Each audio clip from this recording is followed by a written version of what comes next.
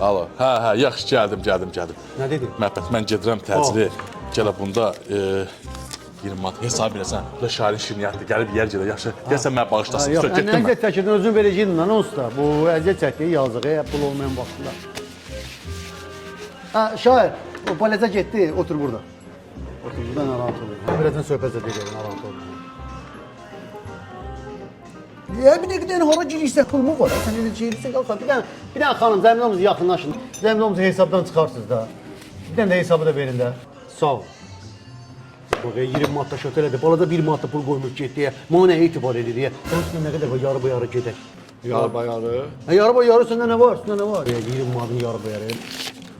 Onu da verdin, onu da verdin. Həs yox, düzdür. Yəni marqat edirsən. Yarı olmadı. 2 dənə səndən, 2 dənə məndən də düz gəlir də, alır. Həsədənə yaxşı, şey elə, sən udğun mən gəlir. Qardaş, bizim hesabımız 20 manat elədir. Bu şirniyyatda biz qaytarırız. Həmin onu bu 10 manatımı verirlər. Necə? Necə görə bizim hesabımız neçə deyil? 20 manat. Hadi bu neçədir? 10 manat. Hadi almırıq da bu 10 manatımı qaytar da. Hesabı verməzsin. İşte hesabı verirəm də sən bu manatımı 10 manatımı qaytar. Hesabı da o qardaş var ya oturub orada papaqlı şari. O verir, narahat olma. Sən mən onluğu ver. Riyaziyyat bilmirsiniz.